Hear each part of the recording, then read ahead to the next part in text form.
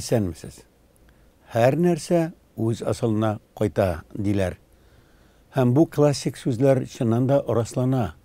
Татар милләте үзенең асылына кайчан кайтар? Халкыбыз милләтеннән аерылып китмәгәнме мәңгегә?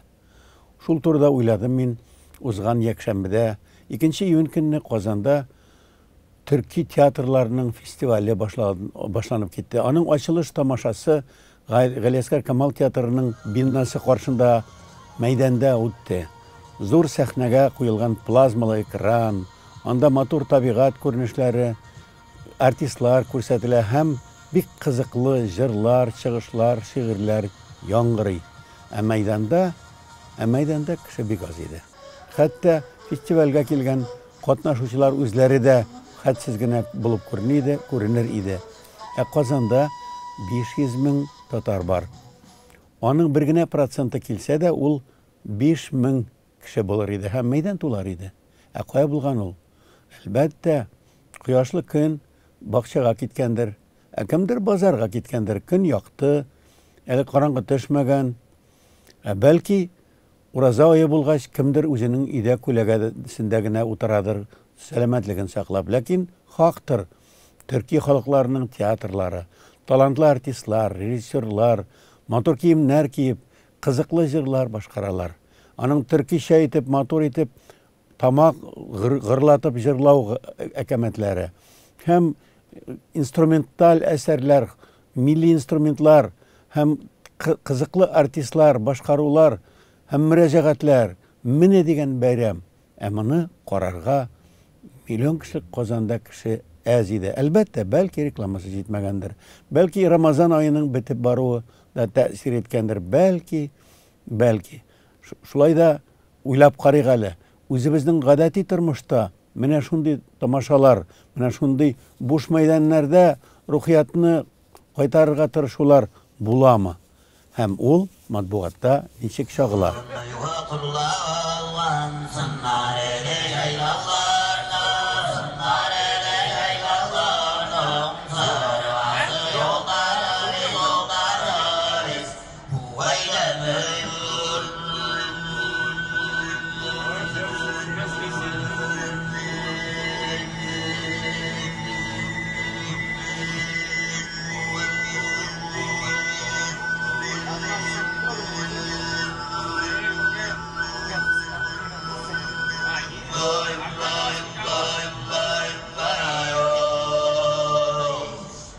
Казан булгач, әйдә шәһри Казан газетасын алыйк. Аның юан саны сәршәмбе көн чыга. Шуңа күрә без юаннар көзгесе дип әйтәбез дә инде. Атналык калын санда Рамил Юнус хәзрәтнең Рамазан айы турында фикере бар. Хәзер дип әйтә ул, Рамазан мөселманнары дигән төшенчә барлыкка килде. Ягъни ел әйләнәсендә мөселманнар юк, Рамазан айында бар. Бу айда алар урламый, эчми, читкә йөрми. Шәввал айы кирдеме, шайтан кебек бәйдән ишкына кире элеккеге яшәү рәвешенә кайта. Ягъни Рамазан айында намаз укып, намазлык истәү, дуга кылып утыра, аннан соң чыгып китә, кемдер ярамаган харам эшләрдә эшли дигән фикерне әйтә. Андый тенденция бардыр. Рамил хәзрәтнең андый кисәтүе урынлыдыр.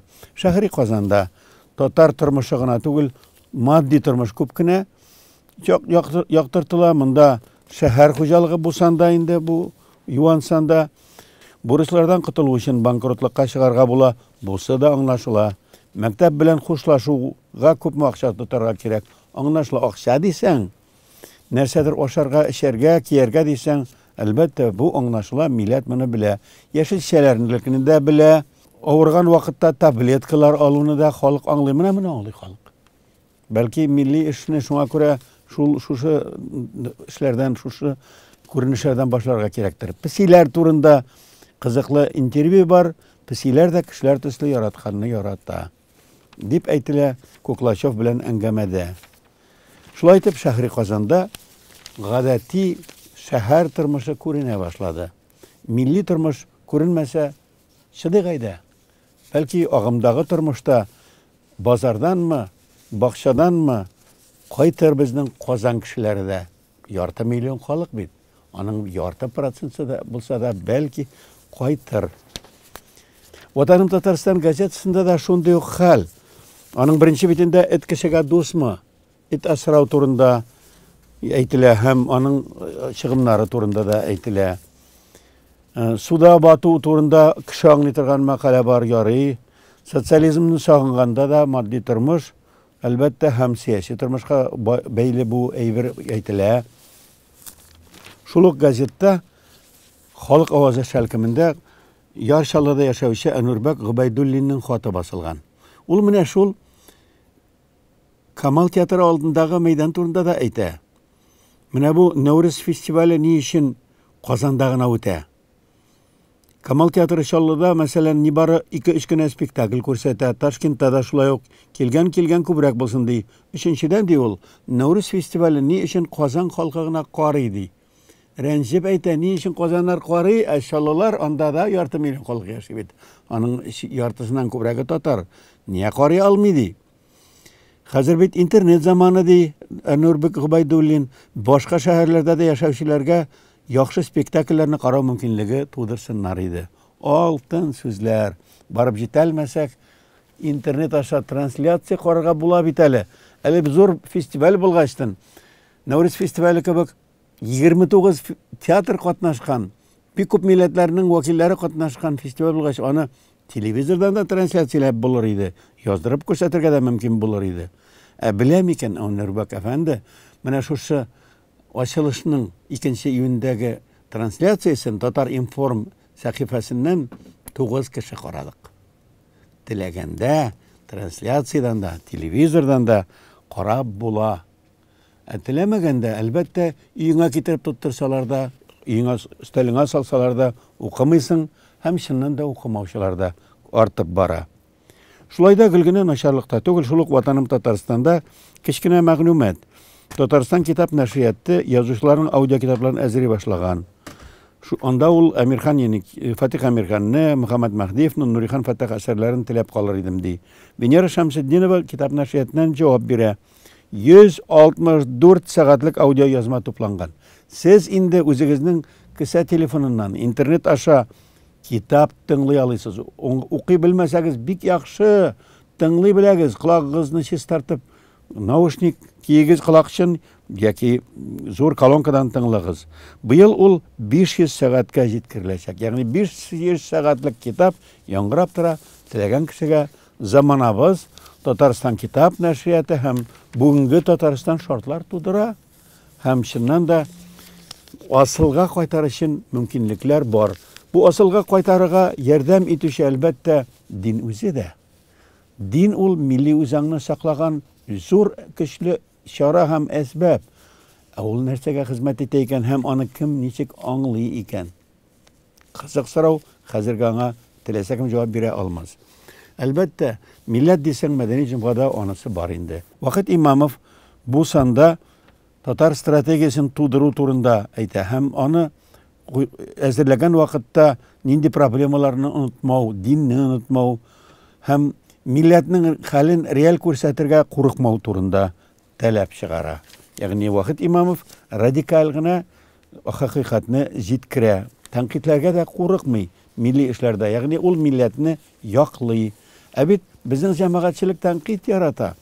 Җитәкчеләргә кинаяле таш ыргытырга тырыша, кемнеңдер бакчасына таш ыргытырга тырыша. Рәхим итегез, милләтне яклаучылар, эзләп табыгыз.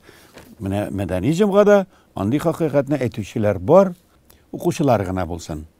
Мәдәни җомганың шул санында Хатип Миннигуловның 80 яшы тулу уңаеннан аның турында чираттагы язма, Россиянең беренче мөфтие дип Мөхәммәдҗан Хөсәенов турында зур язма бар. Беләсезме Россиянең беренче мөфтие? Ни өчен ул Хөсәеновны әйтәләр? Һәм ул кайда ничек булган беләсезме? Күбегез белми әлбәттә. Һәм әле без шул килештә белергә дә теләмибез, укырга да теләмибез, язарга да теләмибез, аңларга да теләмибез дип мин сезне тәнкыйтьлим. Кайберәүләрегезне. Шул ук мәдәни җомгада кузгалырга вакыт дигән бик кескен мәкалә Миләүшә Хәбетдинова яңа спектакль турында сөйли. Шагыйрә Йолдыз Миннуллинның драматург тәҗрибәсе төшке ялдан соң. Ул Мәдәрис Әгъләмов иҗаты буенча пьеса язган, аны Культ театр лабораториясе куйган. 14 майда аны уйнаганнар. Шаккатырлык тамаша дип әйтелә монда. Мәдәрис Әгъләм чыннан да Тукай кебек диярлек шагыйрь һәм аның иҗаты һәм шул аның рухияте шушы сәхнәдә куелган, бер тапкыр уйнатылган. Насип булсын, сезнең белән безләргә дә бу тамашаны күрергә, кузгалырга вакыт дип әйтә Миләүшә Хәбетдинова. Бу әлбәттә Мәдәрис Әгъләмовның Йолдыз Миннуллинның өндәмәсе.